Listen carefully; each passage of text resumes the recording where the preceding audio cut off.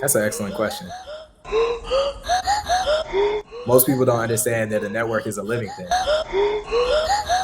The people want to know, what is your process?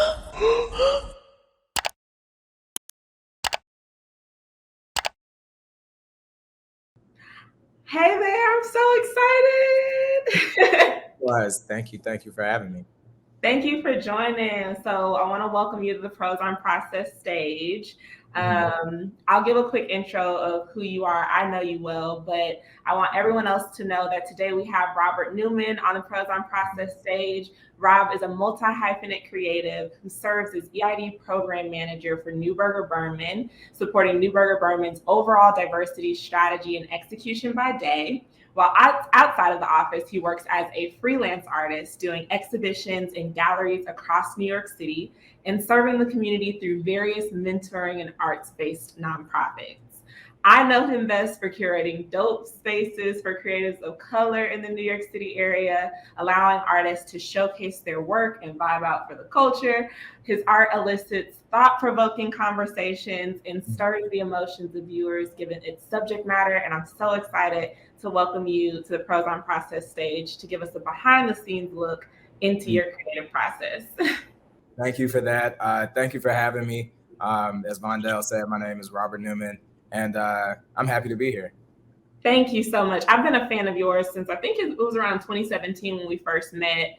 And we met through the work I was doing with Torch in the arts entrepreneurship space. And so I'd love for you to tell us a little bit more about you and your background outside of work. So just talking through how you were able to hone your craft so early and how you found your way specifically through New York City's art scene, because that's an interesting one to try to navigate. There's so much talent there, and you really did end up building a strong community there. So maybe start from your earliest memory of being an artist and how it's evolved over the years. Yeah, um, I'm one of those lucky people that I didn't always know what I wanted to do, but always knew what I liked doing. And I've been doing art since I was about 4 years old. I was thankful, still blessed to have my grandmother, who is a practicing artist. She was she is a self-taught porcelain doll maker, and she had her own shop in Greenwood, Tulsa.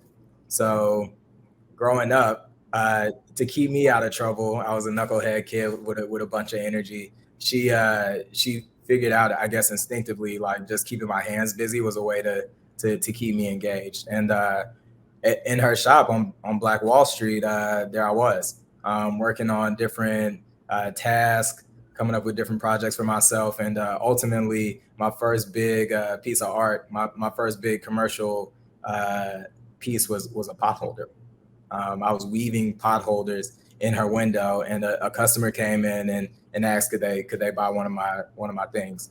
And I think that story is important because throughout the rest of my life, that was always consistent. I moved around a lot growing up, in and out of different public schools, and there was always some like art hustle in the background. I was at school making bracelets. I was giving out those glue. What is it called? The glue book holders. Uh, Yeah, to do all yeah, I know the what you're talking about. We on use the them like trails. marks. Yeah, the Yeah, bookmarks. Used to sell those. Like, I mean, anything that I could come up with. Like when I was in high school, I was hand drawing out T-shirts for people. And by the time I went to college, I went to Morehouse, and they didn't have an arts program. mm, I didn't know of a lot of arts careers, so I didn't even know one could be an artist, honestly. So I went into business, and I figured I'll figure something out. As long as I have business as a background, like I could either work in the industry or eventually I'll figure out how to work for myself. By the time I got to New York City and saw, I think just the breadth and variety of the artists here, I just kind of got inspired, and I started literally with what I knew how to do. So I began with a few sketches. Started making bracelets again, selling those to friends. And one of my favorite books is called Who Moved My Cheese. I can't remember the name of the author, but it's a very short book. It's very instructional. and it's a book that deals with change. There's two groups of characters. It's about, the scene is two different teams of mice trying to make it through a maze. And as the example goes, they're always trying to figure out who moved the cheese, right? They found it yesterday. They're going through life. They're looking for the same cheese, and they're like, the cheese isn't there anymore. Like, how do I get to it, right? There's one group of mice that's called him and ha. And as the names imply, every time the cheese gets moved, they look at each other and they go back and forth. What happened to it? Why us? Uh, how can we get to it faster? So on and so forth. And then the other team of mice, their names are Scratch and Sniff, or Sniff and Scurry, I believe. And every time the cheese gets moved for them, they don't think about it. They don't ask the question. They literally start the process over. They sniff and they scurry off in different directions. I bring that book up because by the time I got to New York and saw that art here meant so many different things, I think I literally just started running in as many directions as I could. I saw that people were curating shows in like restaurants. I saw that people were making like pop-ups in parks. I saw the museums obviously doing like their big things on like First Saturdays in Brooklyn, or theater. And growing up, those are things that I just wasn't exposed to. Mm-hmm. So every time I found a little piece that I figured, I like doing, every time I found one of those things, I just stuck with it and added that to the belt, I guess. And that's how I began to build out like what my artistic platform is. And from there, those are the things that I kind of started to buckle down on and hone my craft. Wow. Okay. That is an incredible journey, and I appreciate you being so thorough. I did want to bring up too, just as a part of your journey, you've been able to pretty seamlessly like curate a collective of artists around you. So I wanted you to speak to, building a community of artists within New York. I think one of the things a lot of people have a difficult time navigating is kind of networking and owning their craft while also collaborating with artists and like creating a space for collaboration and creativity. So could you describe your process for making connections in New York and building a community of people? Not only that, I say this, I'm kind of prefacing and hedging it so much because the community that you've created, I think, is really special in that you've been able to position yourself as like a visionary for the space, like a leader of the artist community in a way that I think is very admirable. So I'd like to get a little bit under the hood on how you've been able to cultivate that quality in yourself, and what are some of the things that you did when building a community in New York to really inspire other creatives to collaborate with you as they have. As I've gotten into New York and seeing and just kind of like got a feel for the community, like the things that I value out of it, it really is this idea that it's a small island and it's like 3 million people. If you look at it like a burden, it will be a burden. It is overwhelming. If you look at it like an opportunity, wow, there are so many people around here that are trying to do the same thing as me. I do not have to like create the wheel. I don't got to create the canvas. I don't got to create paint. I don't have to create the art show. I don't have to, like, most of the stuff that I do that people come around and are kind of inspired by or interested in. I'm like, this is something that me and this guy have been doing for like maybe a year and a half. Mm-hmm. It's a poem that I've heard like maybe 18 times. And we've just been going to the same places. As a matter of fact, we're in the same place again, just doing the same thing. Mm-hmm. Like, we're just showing up and like inviting more people to our process to see that same sharing of ideas, willing to ask other people for help, and ultimately understanding that we can do more together. This idea of like abundance. The best visual I have for like working with teams is if we're going to the ocean as an individual, mm-hmm. working by yourself is like trying to get the water out with a spoon, versus working with the team. At least then y'all can carry buckets, right? Either way, like, water is coming out. Either way, it's going to seem like you're successful. But working with a whole group of people, I feel like is how you create a system. In New York, like, it's always about showing people that you're working on something. It's always about showing people that you're willing to have other people weigh in. Willing does not mean that you have to. So it's a lot of times where I'll say like, hey, I'm doing this thing. Somebody will say, well, what about this? And I'll say, no, that's not actually the direction I was going to, but on the next project, I'll be right here. What about this? Like, what do you think of this? Like that constant um, turning of the wheel of like, okay, I can go to more people. Like I do not have the best idea by myself. We can do more together, and working with other people is going to make me smarter. Mm-hmm.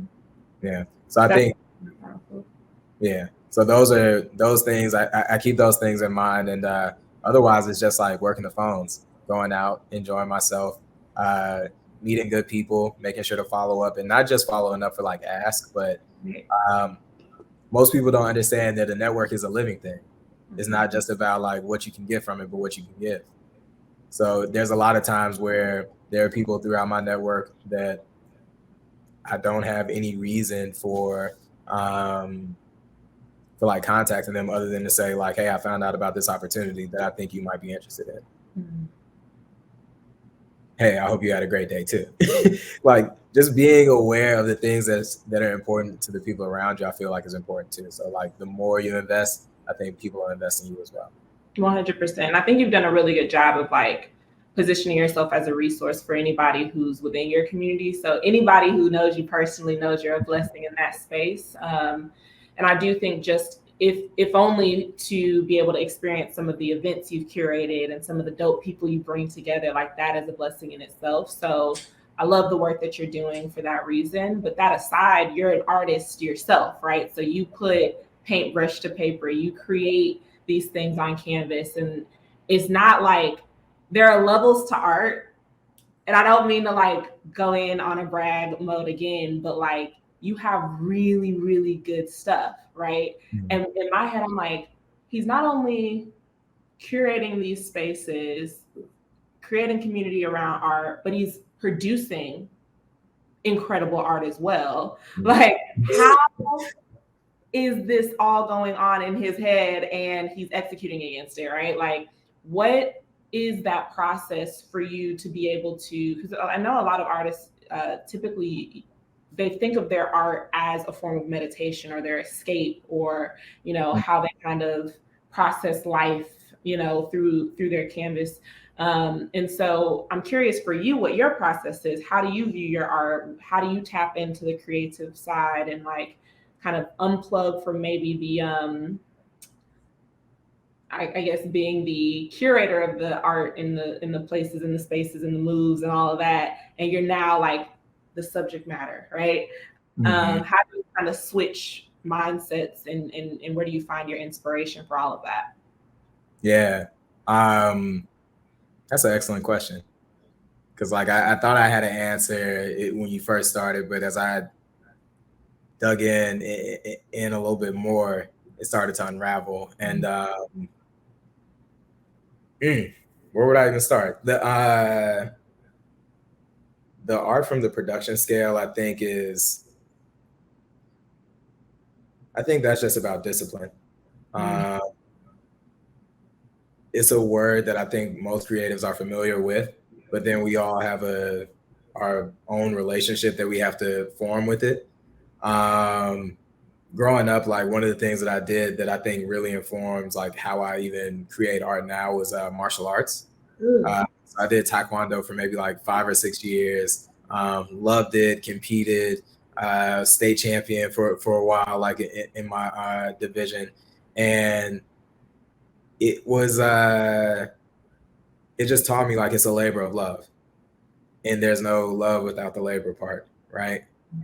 So I hear people ask the question like, well, how do you keep motivated? I'm like, motivated? That's not a thing.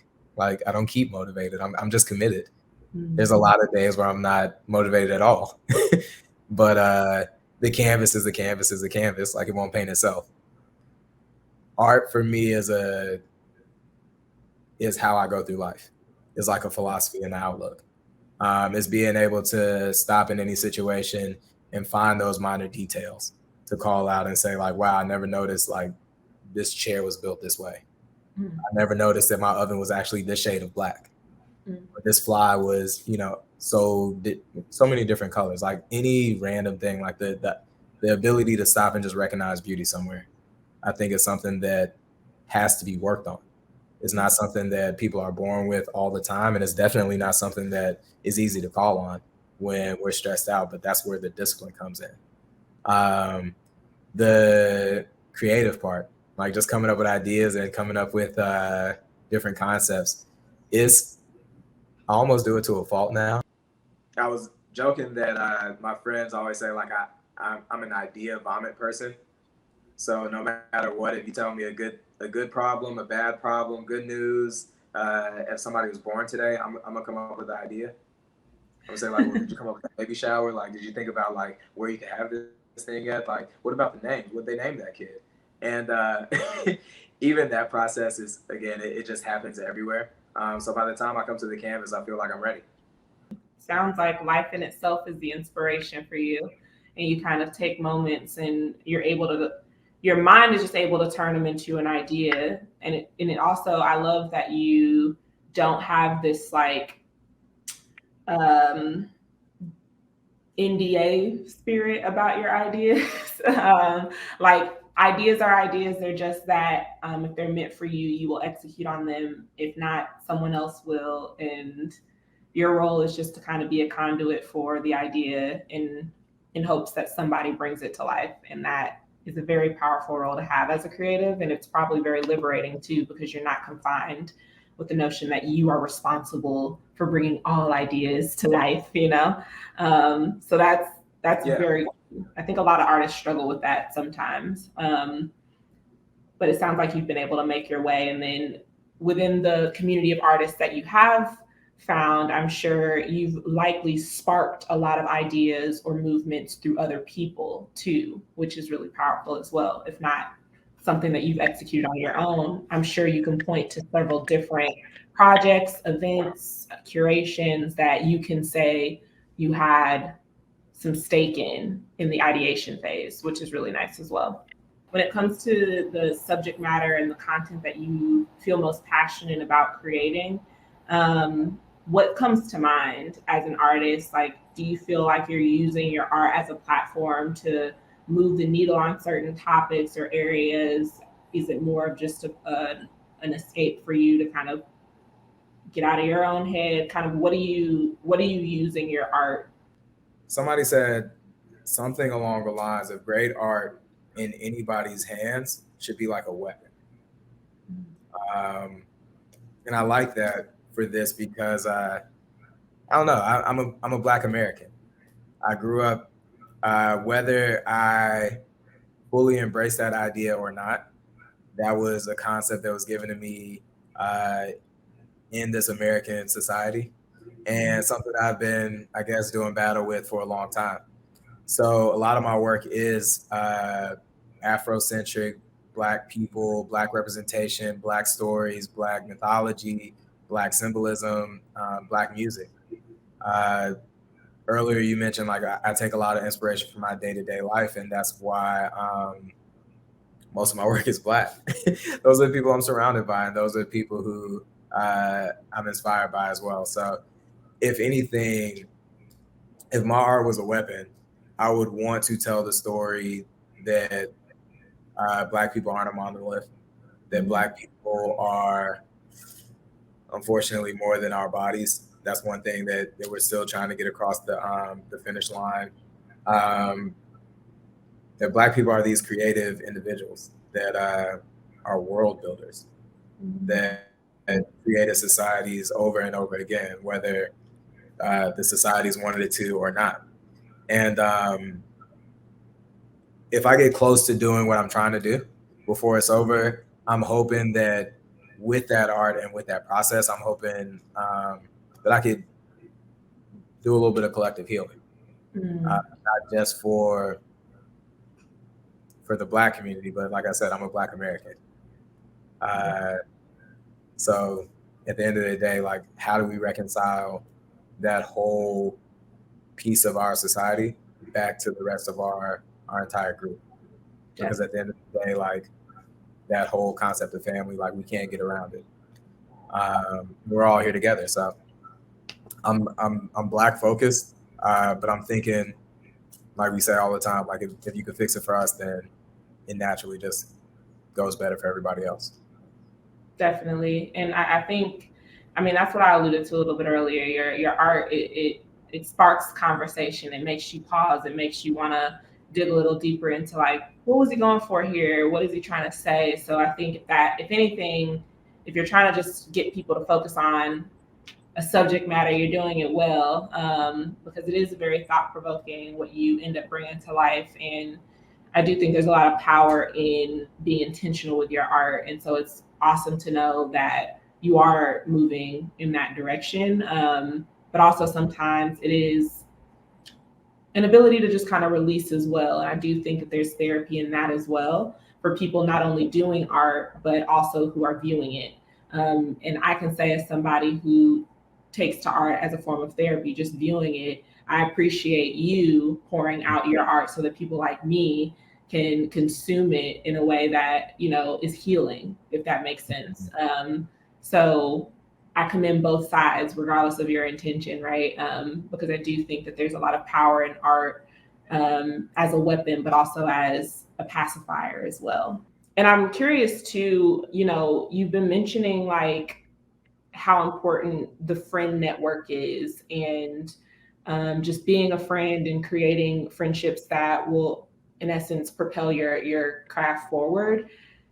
Do you have like creative communities that exist that other people can like opt into? Are these like, oh no, you actually just have to be in the place and space to know? Or, you know, I guess for people who may not be in New York, for example, are there creative communities, maybe digitally or virtually, that people can tap into that maybe gives them exposure to some of the things happening in the city? Yeah, I'm big on like collaborating. I'm big on like artists being able to be around each other, being able to riff off each other, being multidisciplinary. I don't think we all need to be multi hyphenated, but I think the process of seeing um, art reflected through a different creative process lends itself well to how we create. So yeah, I don't want to give away the name just yet, but I'm hoping to create more meetups, create more knowledge sharing opportunities, create more um, events that are, I guess, for artists, by artists, not just artists from like the proper sense, where we think about painters or graphic designers or photographers, but really just like a community of doers. So entrepreneurs, community leaders, artists, and the like, uh, so that we could be that resource for each other. A lot of times, again, the help does not always show up in form of people moving things for you or providing actual monetary value. But as I mentioned earlier, a lot of times the resources that I get are people pointing me in the right direction.